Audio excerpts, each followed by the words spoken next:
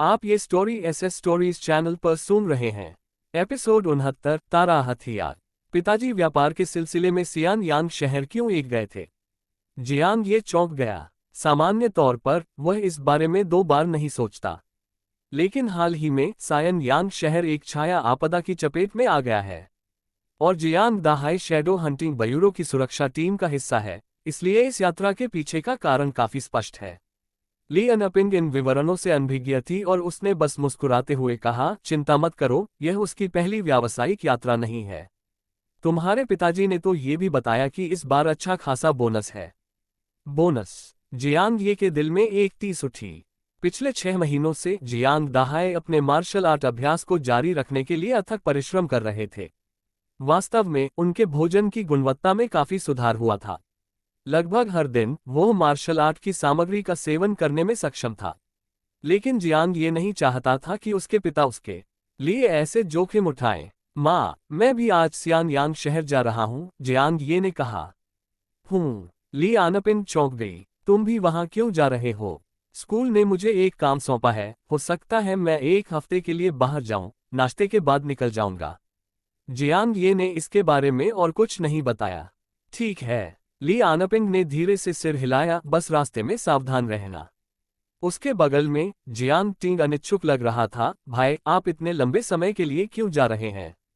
क्या आप मुझे अपने साथ ले जा सकते हैं? जियांग ये मुस्कुराई, उसके गोल मटोल गालों को चुटकी से दबाया और बोली, नहीं, तुम्हें स्कूल जाना होगा। भाई, जियांग टिंग ने बड़ी अनिच्छा से उसे गले लगाया।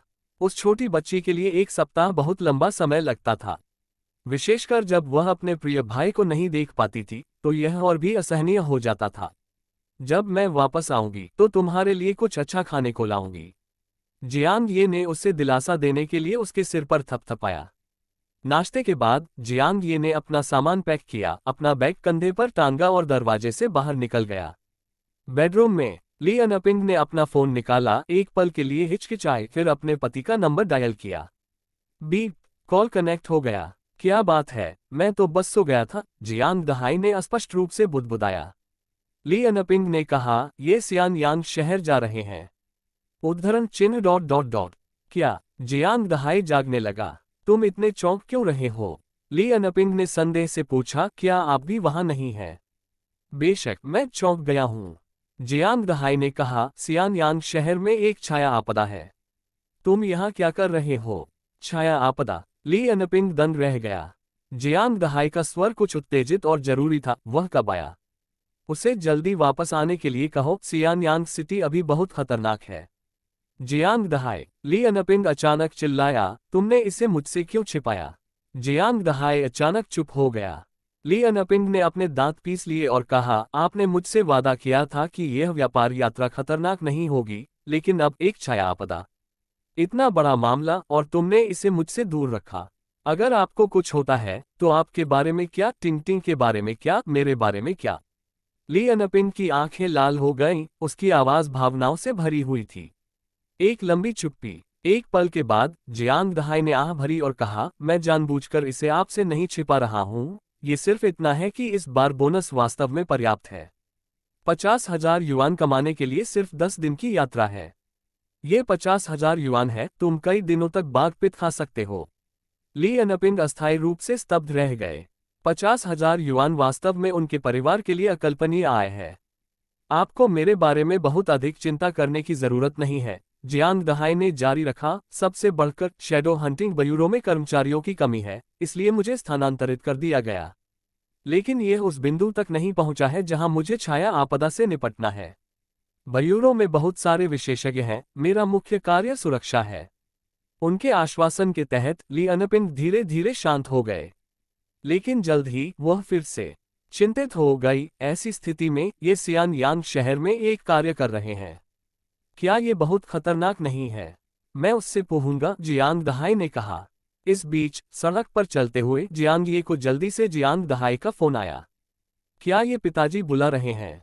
जियांग ये ने तुरंत जवाब दिया। वह जाने के बाद से जियांग दहाई तक पहुंचने की कोशिश कर रहा था, लेकिन लाइन व्यस्त थी। पिताजी, आप कैसे हैं?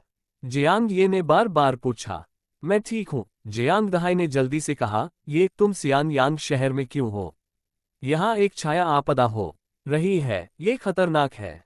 अपने पालक पिता की आवाज सुनकर जियांग ये ने आराम किया और फिर कहा, पिताजी, स्कूल ने मुझे एक कार्य के लिए वहां भेजा है। चिंता मत करो, शिक्षक हम पर नजर रख रहे हैं।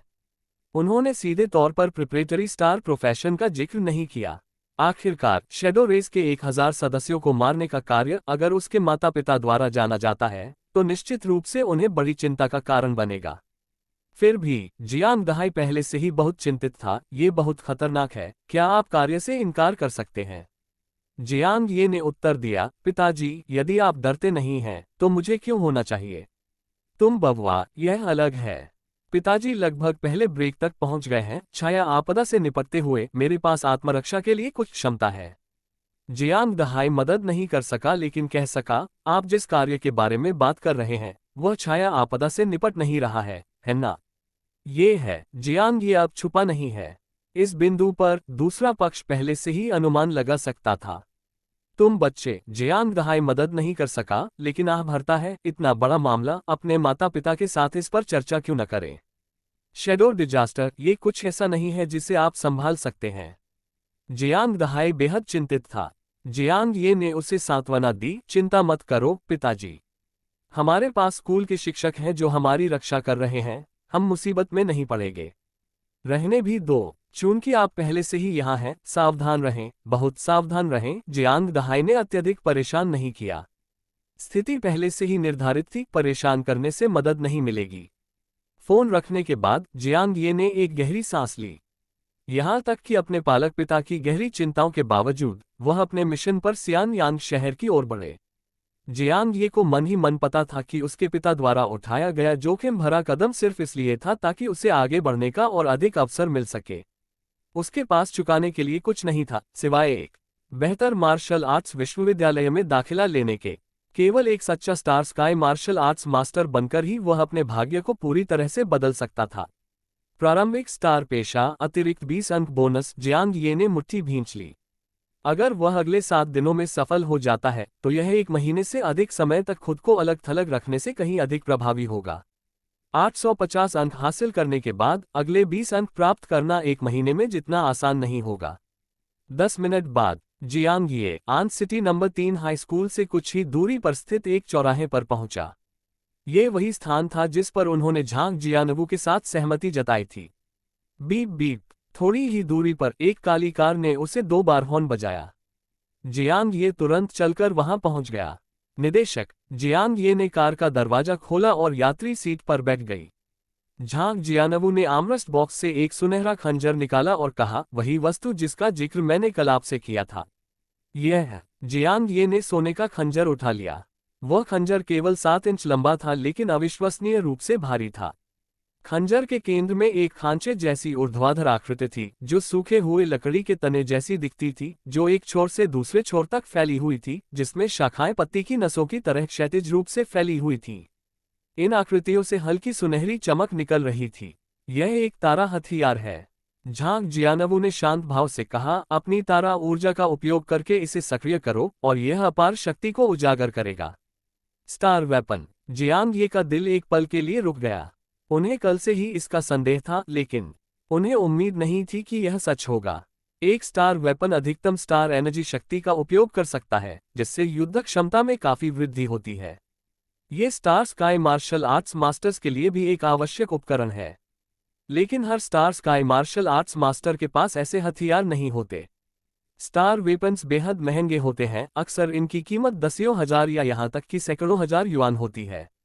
हर कोई इन्हें खरीद नहीं सकता। निर्देशक महोदय, ये बहुत कीमती है। जियांग ये ने महसूस किया कि उसके हाथ में मौजूद खंजर भारी हो गया है। चिंता मत करो, ये सिर्फ एक ऋण है। झांग जियानवू ने धीरे से मुस्कुराते हुए कहा, अपनी स्टार एनर्जी को सक्रिय करो और इसकी शक्ति का परीक्षण करो। जियांग ये ने सिर हिलाया, लेकिन जिसकी उन्हें उम्मीद नहीं थी वह ये था। जैसे ही उसने इसे सक्रिय करने का प्रयास किया, उसे तुरंत ऊर्जा का एक अभूतपूर्व प्रवाह महसूस हुआ। एपिसोड 70 सुटोंग 8। जियांग ये ने अपनी सांस रोक ली। गुवानयुवान एक्यू पॉइंट से हल्की चांदी जैसी तारेनुमा ऊर्जा की एक धारा बाहर की ओर फैल गई। देशांतर रेखाओं का अनुसरण करते हुए यह उसके हाथ की हथेली तक पहुंचा। बस पल भर में सोने के खंजर को मानो कुछ महसूस हुआ और वह बुरी तरह कांपने लगा। उसकी हथेली से होकर एक हल्की चांदी जैसी तारे की ऊर्जा की किरण छुरी में समा गई। भनभनाहट, छुरी की सतह पर तुरंत ही सुनहरी रोशनी की एक तेज किरण फूट पड़ी। इस क्षण ऐसा प्रतीत हुआ मानो सोने का खंजर जीवित हो उठा हो और उसके भीतर एक भयानक शक्ति पनप रही हो। जियांग ये ने अचानक अपनी आंखें खोल दी। जिस क्षण तारे की ऊर्जा छुरी में समाहित हुई, उसे एक अजीब सी अनुभूति हुई कि ऐसा लग रहा था मानो वह दूर से ही इस छुरी को नियंत्रित कर सकता है। उठना, जियांग ये ने अपनी हथेली खोली और सुनहरे खंजर को घूरने लगा। भिनभिनाहट की आवाज, सुनहरा खंजर थोड़ा कांप रहा था, मानो हवा में तैरने की हल्की सी इच्छा हो। हालांकि जब तक तारे की ऊर्जा समाप्त नहीं हो गई, तब तक सुनहरा खंजर तैरने में विफल रहा। ओह, स्टार ऊर्जा समाप्त होने के साथ खंजर ने तुरंत अपनी चमक खो दी। उसके बगल में झांग जियानवू ने हंसते हुए कहा, आप इसे दूर से नियंत्रित करना चाहते हैं। ऐसा करने के लिए आपको और अधिक स्टार ऊर्जा जुटाने की आवश्यकता है। हालांकि मैं इसकी सिफारिश नहीं करूंगा क्योंकि यह बहुत अधिक खपत करता है। झांग जियानवू ने कहा, स्टार एनर्जी का हर धागा बेहद कीमती है और जब तक कि यह एक महत्वपूर्ण क्षण न हो, हाथ से नियंत्रित करना बेहतर है। जियांग ये ने सिर हिलाया। स्टार एनर्जी एक गैर नवीकरणीय संसाधन है। एक बार समाप्त हो जाने के बाद इसे केवल स्टार स्काई रिफाइनमेंट के माध्यम से ही फिर से भरा जा सकता है। लेकिन अब वह समझ गया कि पिछले घेराबंदी ऑपरेशन के दौरान वान्याओ यांग इतना दुर्जय क्यों लग रहा था। उसने प्रतिद्वंद्वी को एक चाल चलते हुए भी नहीं देखा, फिर भी दुश्मन तुरंत मारा गया। अब ऐसा लगता है कि उस आदमी ने एक उंगली भी नहीं उठाई बल्कि एयर स्वॉर्ड कंट्रोल क्षमता पर भरोसा किया। स्टार स्काई एनर्जी वास्तव में अद्भुत है, जियांग ये ने खुद को आश्चर्यचकित किया। स्टार वेपन्स के साथ मिलकर यह मेरे से कहीं आगे की शक्ति को उजागर कर सकता है। उसने इसे अभी अभी महसूस किया था। स्टार ऊर्जा के खंजर में विलीन होने के बाद एक डराने वाला छिपा हुआ दबाव मौजूद था। इसके बारे में सोचकर जियांग ये को थोड़ी खुजली महसूस हुई। वह तुरंत अपनी शक्ति का परीक्षण करने के लिए उत्सुक थी। चलिए चलते हैं। झांग जियानवू ने उसे मौका नहीं दिया, गैस पैडल पर कदम रखा और कार सड़क पर चली गई। सफर उबड़ खाबड़ था। 3 घंटे बाद कार सियान यांग शहर के बाहरी इलाके में पहुंच गई। दूर से केंद्रीय व्यापार जिले में 1000 मीटर ऊंची कुछ विशाल गगनचुंबी इमारतें देखी जा सकती थीं, जो सभी भविष्य की तकनीकी समझ से भरी तारों वाली स्काई सामग्री से बनी थीं। समय समय पर तैरती हुई कारें शहरी क्षेत्र में घूमती रहीं। सियान यांग शहर इतना समृद्ध। जियांग ये ने खिड़की से बाहर देखा। केवल सियान यांग शहर जैसे प्रमुख शहर में प्रारंभिक स्टार पेशे की परीक्षा के लिए परीक्षण केंद्र हैं। एन सिटी जैसे छोटे शहरों में उनके पास सामान्य परीक्षाओं के लिए भी जगह नहीं है। फिर भी सियान यांग शहर का बुनियादी ढांचा भी केवल 200 साल पहले का ही था और इसे पूरे ब्लू स्टार पर एक बड़ा शहर नहीं माना जा सकता था। आधे घंटे बाद कार आखिरकार परीक्षा ब्यूरो पहुंची, जो 200 मीटर ऊंची इमारत थी। अपना पंजीकरण कराने के लिए जरूरी सामान ले आओ। झांग जियानवू ने उसे एक दस्तावेज दिया। मैं गाड़ी में तुम्हारा इंतजार करूंगा। ठीक है। जियांग ये गाड़ी से उतरने के बाद परीक्षा भवन की ओर चल पड़ा। लॉबी लोगों से खचाखच भरी हुई थी। इतने सारे लोग। जियांग ये कुछ हैरान था। जो लोग इस समय पंजीकरण कराने आए थे, वे निस्संदेह प्रारंभिक स्टार प्रोफेशन मूल्यांकन में भाग लेने के लिए यहां आए थे। जियांग ये ने जांच करने के लिए अपना पैनल खोला। शारीरिक बनावटः नश्वर शरीर मध्यय।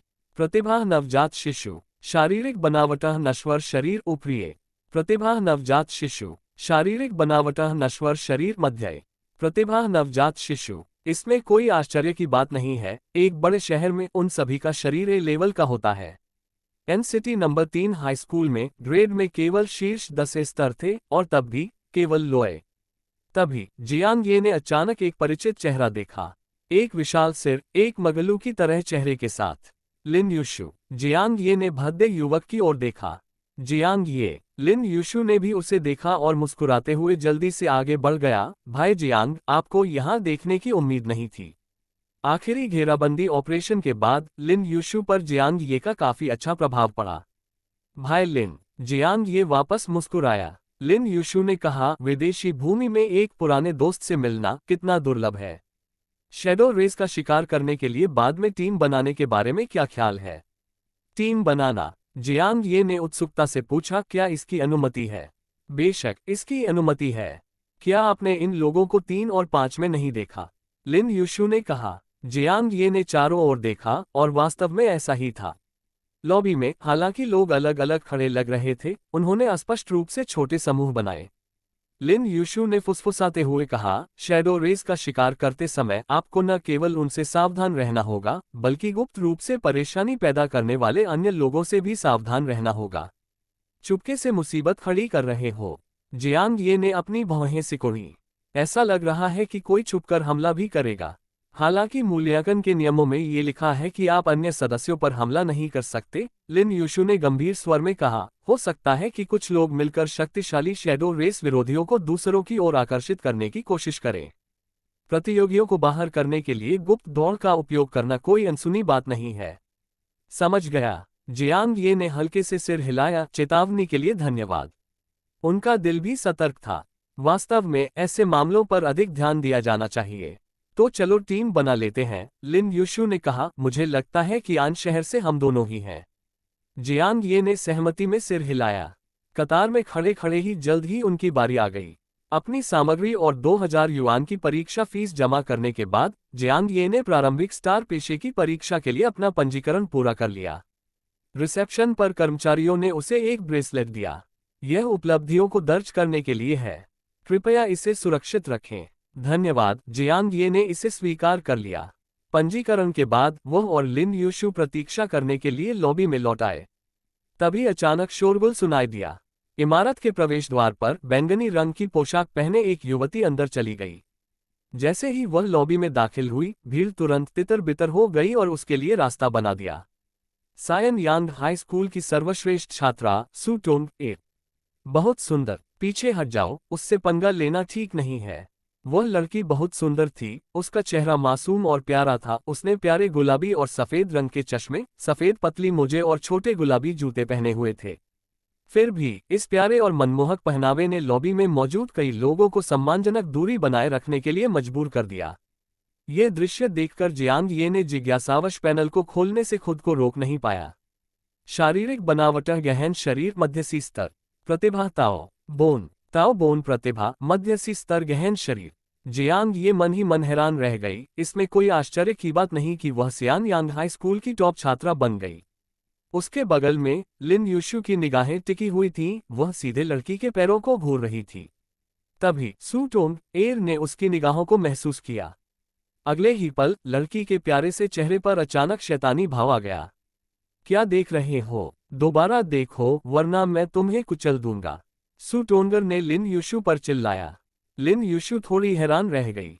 इसी बीच चारों ओर फुसफुसाहट भरी आवाजों का एक सैलाब उमड़ आया। मैंने सुना है कि सू टोंग एर की एक शैतानी आदत है, उसे लोगों के चेहरों पर पैर रखना पसंद है। वह जिसे भी हराती है उसे बुरी तरह कुचल देती है और उसके पैरों तले उसकी गरिमा का कोई अंश नहीं बचता। वाह, बेहतर होगा कि उसे उकसाया न जाए। ये फुसफुसाहटें सुनकर लिन यूशु के चेहरे पर थोड़ी सी हंसी झलक रही थी। क्या इसमें कोई अच्छी बात भी है? 3 जियांग ये ने उसे अजीब भाव से देखा और चुपचाप उससे दूरी बना ली। सू टोंग एर ने मानो वह टिप्पणी सुन ली हो। उसके छोटे से चेहरे पर थोड़ी उलझन थी। क्या तुम कुचले जाना चाहती हो? क्या कोई इतना अजीब इंसान है? बोलते बोलते अचानक उसकी चमकती निगाहें जियांग ये की ओर गईं। अरे हैंडसम लड़के, छुपो मत, मुझे पता है तुम उसके साथ हो। सू टोंग एर ने अपने प्यारे छोटे बाघ जैसे दांत दिखाते हुए मुस्कुराते हुए कहा, बताए आप लोग कहाँ से हैं? अन शहर। जियांग ये ने बेबसी से आह भरी। उसे उम्मीद नहीं थी कि पहुंचते ही कोई स्थानीय व्यक्ति उसे निशाना बना लेगा। अगर उसे पता होता तो वह इस मुगल के साथ नहीं घूमता। उसे आश्चर्य हुआ कि यह सुनकर सू टोंग एर अचंभित हो गई। क्या आप आन शहर से हैं? उसने उत्सुकता से पूछा। क्या आप वान्याओ यान को जानते हैं?